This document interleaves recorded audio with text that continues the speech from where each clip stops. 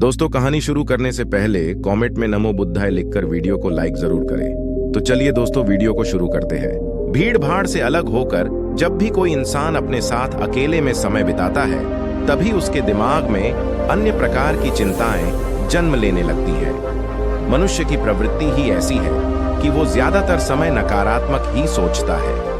अपने लक्ष्य को कैसे प्राप्त किया जाए, ये सोचने की जगह है। वो ये सोचता है कि अगर लक्ष्य पूरा नहीं हुआ तो मैं क्या करूंगा, और इस प्रकार की नकारात्मक विचारधारा के कारण जीवन प्रांत डर डर कर जीता रहता है।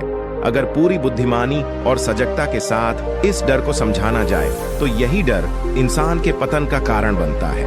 ऐसा मनुष्य जो खुद पर संजय करता है, खुद पर संदेह करता है, भला वो कैसे सफल हो सकता है। लेकिन बुद्धिमानी से अगर इस डर का उपयोग किया जाए तो यही डर उसकी सबसे बड़ी ताकत बन सकता है। काश केवल एक बार उसने खुद पर विश्वास किया होता तो उसे मालूम होता है कि उसके डर में ही उसकी ताकत का रहस्य छुपा हुआ है। ये कहकर सन्यासी चुप हो गया और चुपचाप अपने कदमों पर ध्यान लगाते हुए जंगली घास पे से आगे बढ़ने लगा।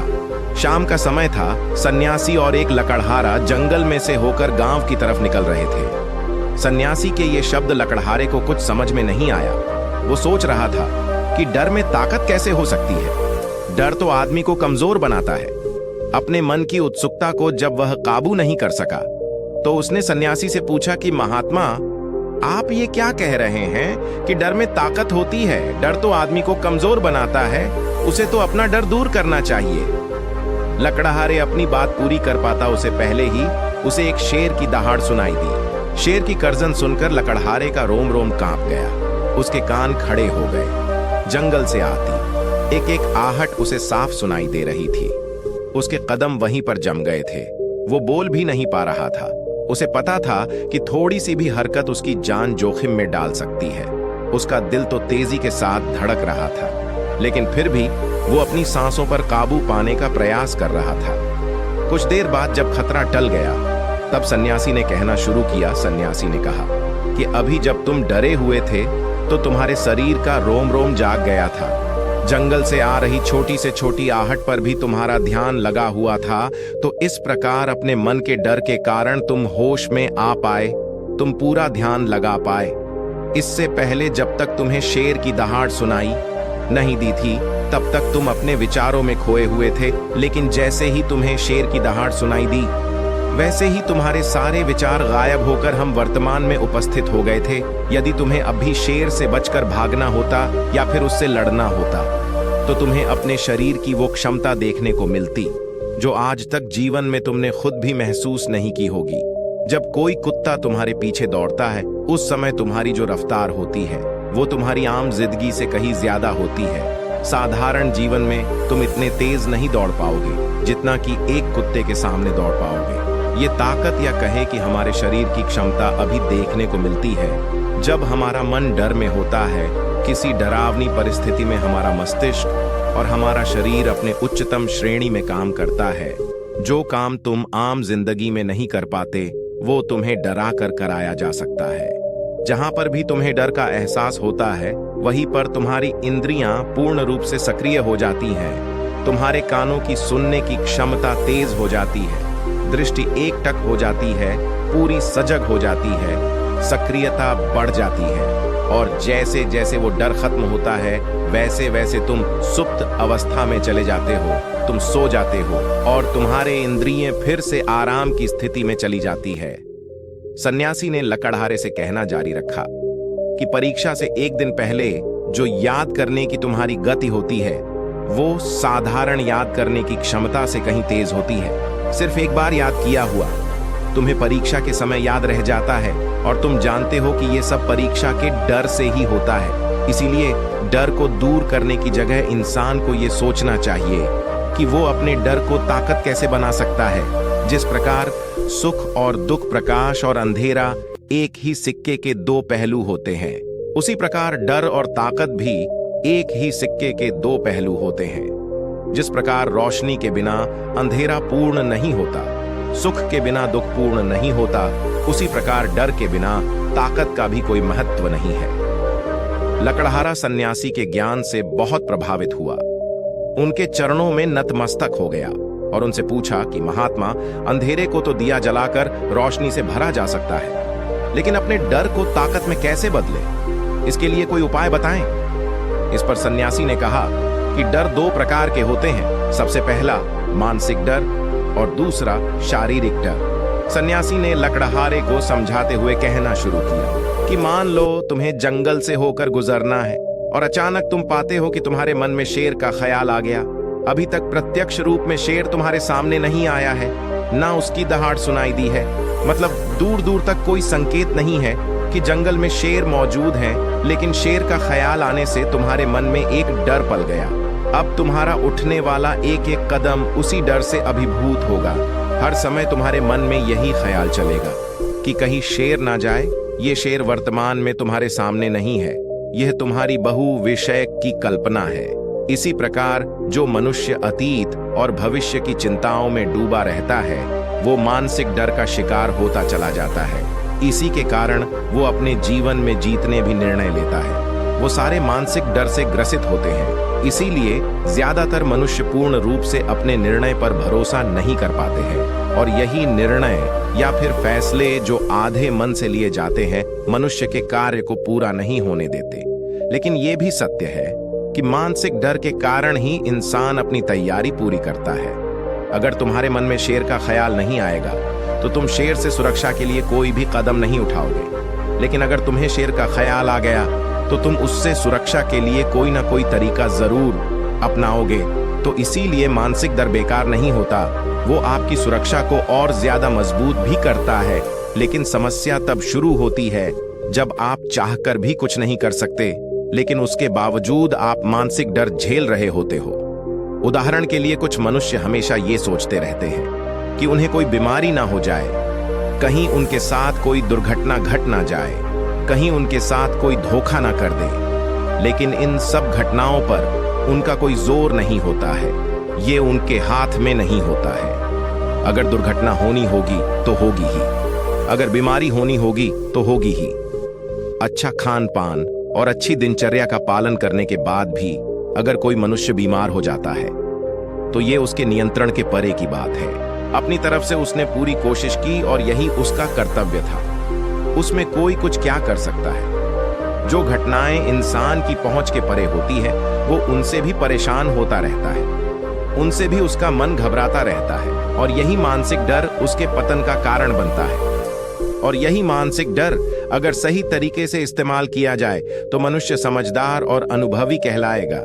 जो इंसान ये सोचता है कि कांटे सिर्फ दर्द देने के लिए ही बने हैं, वो ये भूल जाता है कि कांटे ही फूलों की रक्षा करते हैं। इसी प्रकार एक ज्ञानी मनुष्य किसी भी चीज का उपयोग अपने सकारात्मक तरीके से कर सकता है, लेकिन एक अज्ञानी मनुष्य है अपनी अज्ञानतावश उन चीजों को भी छोड़ देता है जो उसके लिए उपयोगी होती है।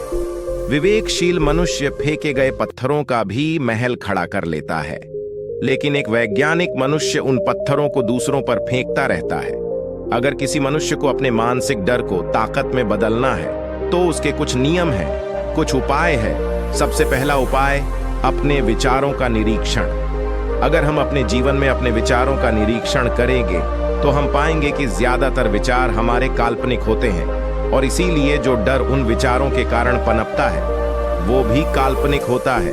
ज्यादा सोचने वाले लोगों को जब सोचने के लिए कुछ नहीं मिलता तो वो निरर्थक बातों के बारे में सोचने लगते हैं, और वो बेकार के विचार उसे तो परेशान करते ही हैं, साथ ही साथ उसके परिजनों को, उसके सगे संबंधियों को भी परेशान करते हैं। इसीलिए ज्यादा सोचने वाले लोगों को यह समझना चाहिए कि मन में उठ रहे तमाम विचारों में से काम के विचार कौन से हैं और बेकार के विचार कौन से हैं। जो निरर्थक विचार हो उन्हें दूर करते जाओ, और जो सार्थक विचार हो उनको गहराई से सोचना शुरू करो। तभी तुम्हारी समस्याओं के, तुम्हारी उलझनों के उपाय निकलेंगे।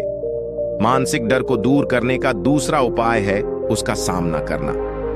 इसका मतलब यह नहीं है कि तुम शेर के सामने जाकर खड़े हो जाओ, बल्कि इसका मतलब यह है कि पूर्ण सुरक्षा के साथ तुम जंगल में जा रहे हो। यदि जंगल में जाना बहुत आवश्यक है तो तुम शेर के डर से अपने घर पर नहीं बैठ सकते हो। इसी प्रकार मनुष्य के जीवन में बहुत सारे डर होते हैं, जैसे कि परीक्षा का डर, लक्ष्य न पाने का डर, झूठ बोलने का डर, सच के पता लग जाने का डर, अपनों को खो देने का डर, दुर्घटना हो जाने का डर। लेकिन जैसे जैसे समय के साथ इन डरों का सामना किया जाता है, वैसे वैसे ये डर जीवन से दूर होते चले जाते हैं।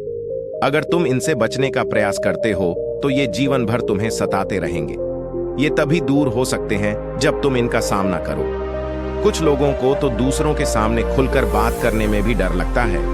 ऐसे लोगों को अनजान लोगों से बात करनी चाहिए। जितना ही वो लोगों से बात करेंगे, उतना ही उनके मन का डर दूर होता जाएगा। मानसिक डर को ताकत में बदलने का तीसरा उपाय है अपने डर को स्वीकार करना। बहुत से लोग अपने जीवन में अपने डर को स्वीकार ही नहीं कर पाते। अगर आप उनसे पूछेंगे कि उन्हें किस चीज से डर लगता है, तो वह साफ इनकार कर देंगे कि उन्हें किसी चीज से कोई डर नहीं लगता। लेकिन दूसरों की नजरों में ऊंचा उठने के लिए ये झूठ उन्हें बहुत महंगा पड़ता है। अगर वो अपने डर को स्वीकार करना नहीं सीखेंगे, तो वो जीवन पर्यंत उस डर से मुक्त नहीं हो पाएंगे। इसीलिए समझदारी इसी में है कि अपने डर को स्वीकार कर लिया जाए। अगर आपको किसी चीज से डर लगता है, तो किसी से शर्माने की या झिझकने की जरूरत नहीं है। हर मनुष्य को, हर इंसान को किसी न किसी चीज से डर लगता ही है। और आप पाएंगे कि जैसे ही आप अपने डर को स्वीकार करते हैं, वैसे ही आपका डर खत्म होना शुरू हो जाता है। और जितना ही आप अपने डर को छुपाने की कोशिश करेंगे, आपका डर उतना ही मजबूत होता चला जाता है। ये सारे तरीके तुम्हारे मानसिक डर को दूर कर सकते हैं, लेकिन शारीरिक डर को दूर करने के लिए तुम्हें दूसरे तरीके अपनाने होंगे। सबसे पहले ये समझो कि शारीरिक डर कौन सा होता है। मान लो तुम किसी जंगल से गुजर रहे हो और अचानक तुम्हारे सामने शेर आ जाता है। तुमने पहले नहीं सोचा था कि शेर तुम्हारे सामने आ सकता है, लेकिन जब वो तुम्हारे सामने आता है तो तुम्हारी सारी शारीरिक गतिविधि या शिथिल हो जाती है। तुम्हारी सांसें अटक जाती हैं, मस्तिष्क काम करना बंद कर देता है और तुम्हारा दिल तेजी के साथ धड़कने लगता है। तो इसीलिए जब बिन सोची बात हमारे साथ घटित होती है, तो हमारा शरीर उस डर को महसूस कर पाता है और वही शारीरिक डर कहलाता है। ऐसे समय में शारीरिक डर को दूर करने के कुछ उपाय हैं, कुछ तरीके हैं। सबसे पहला उपाय तो यही है कि अपने ऊपर संयम रखें। जब किसी मनुष्य के साथ बिन सोची बात घटती है, तो सबसे पहले उसका संयम टूट जाता है और संयम टूटने के साथ उसका मस्तिष्क काम करना बंद कर देता है। और इसी वजह से सोचने और समझने की प्रक्रिया भी रुक जाती है, क्योंकि हमारा शरीर उसी प्रकार कार्य करेगा। इस प्रकार हमारा मस्तिष्क उसे निर्देश देगा। अगर मस्तिष्क की सोचने समझने की शक्ति खत्म हो गई, तो हमारा शरीर भी शिथिल हो जाता है। तो इसीलिए अगर कठिन समय में मनुष्य अपने ऊपर संयम रखता है, तो उसका मस्तिष्क सही तरीके से काम करता है और वो सही निर्णय लेकर उस परिस्थिति से तत्काल बाहर आ सकता है। यहाँ पर दूसरा उपाय समझने का ये है कि जीवन में कुछ भी घटित हो सकता है। जीवन बड़ा चमत्कारिक होता है। वो हमारी सोच के अनुरूप नहीं चलता, बल्कि उसमें कुछ भी हो सकता है और यही जीवन की खूबसूरती होती है। अगर आपको आज ही पता चल जाए कि आने वाले 10 साल तक आप क्या कर पाएंगे, तो आपकी जीवन में से रुचि खत्म हो जाएगी। लेकिन अगर जीवन एक रहस्यमयी किताब की तरह बना रहेगा, तो आप अपने जीवन से कभी नहीं थकेंगे। आपका जीवन आपको आश्चर्यचकित करता रहेगा। इसीलिए यह समझो कि जीवन में कुछ भी घटित हो सकता है। तुम्हारी सोच से परे भी घटित हो सकता है। इसीलिए कुछ अनुमान मत लगा लेना। किसी सोच को लेकर सन्यासी ने अपनी बात खत्म करते हुए कहा कि इन तरीकों से तुम अपने मानसिक और शारीरिक डर को दूर कर सकते हो और आनंद से भरा हुआ जीवन जी सकते हो। तो दोस्तों, कैसी लगी ये कहानी? आपको कमेंट सेक्शन में कमेंट करके जरूर बताना। नमो बुद्धाय।